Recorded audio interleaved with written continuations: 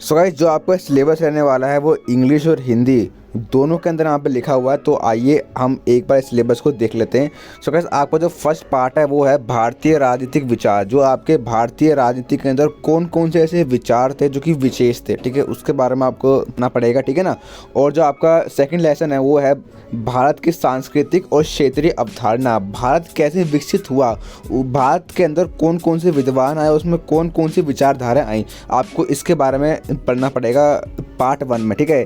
आप अगर आप अब माने कि जो आपका लेसन 1 लेसन 2 ये एक ही है, ठीक है, तो आप उसको एक ही माने, ठीक है। तो सेकंड में आपको पढ़ना पड़ेगा मनुस्मृति। अब मनुस्मृति क्या है। अब देखिए, जो मनु थे ना, एक विद्वान थे मनु।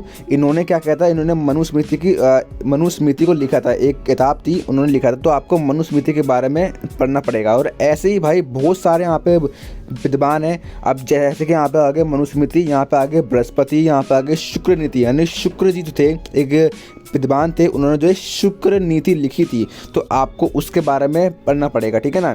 अब जैसे कि यहाँ पे आगे कौटिल्य आ गए, यहाँ पे अग्निसूत्र आ गए, तो आपको इन सब के बारे में पढ़ना पड़ेगा। ये कौन थे, इन्होंने कौन कौन से सिद्धांत दिए हैं, ठीक है ना। अब जैसे कि यहाँ पे आगे पार्ट 8 में ये आ गए, ठीक है ना। और पार्ट 9 में आगे बसवाना जी आ गए, यहाँ पे आदि शंकराचार्य आ गए। सो ऐसे ही करके आपको जो है यहाँ पे देखिए अबुल फजल जो अकबर नामा जो एक किताब थी, इन्होंने ही लिखी थी। तो आपको इनके जो विचार हैं उसके बारे में आपको पढ़ना है कि इन्होंने कौन कौन से ऐसे विचार दिए जो कि भारतीय प्राचीन समय में विद्यमान थे, ठीक है ना। तो आपको कुल मिला के आपको 12 चैप्टर पढ़ने पड़ेंगे और 12 के 12 मेन है, ठीक है ना। और अगर मैं आपको बताऊं कि इसमें जो है मोस्ट इम्पोर्टेंट चैप्टर कौन कौन से हैं, तो मेरे हिसाब से भाई जो मेन है ना, एक तो भाई आपको होगी ये जो है ये फर्स्ट सेकंड ये एक ही है, ठीक है। तो आप इसको एक ही मानिए।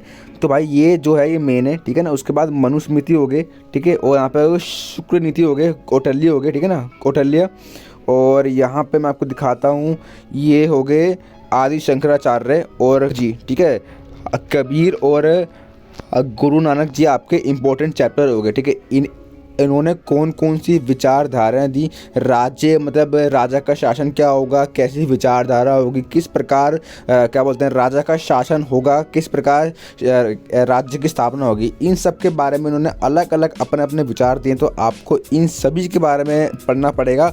और मैं आपको बताता हूँ कि भाई इन सभी टॉपिक पे, यानी कि मनुस्मृति हो गए, बृहस्पति हो गए, इन सभी पे क्वेश्चन आता है, एक ना एक तो पक्का आएगा। तो आपके मेन चैप्टर हो गए वो आपके जाना ही होगा, बिकॉज अगर आप नहीं पढ़ कर जाएंगे तो आप कुछ लिख कर नहीं आएंगे। बिकॉज ये चैप्टर थोड़ा सा जो है हार्ड है, ठीक है। ये चैप्टर थोड़ा हार्ड है, ये जो सब्जेक्ट है ये थोड़ा सा हार्ड है, तो आपको पढ़ के जाना होगा, ठीक है ना।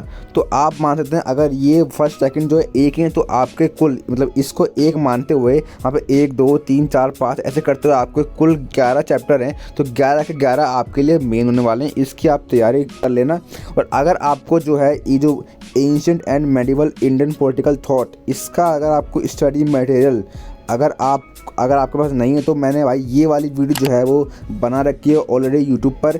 इसका जो लिंक है आपको कमेंट सेक्शन में मिल जाएगा, वहाँ से आप जो है इसको, ये जो बुक है इसका जो है PDF डाउनलोड कर सकते हैं, ठीक है ना।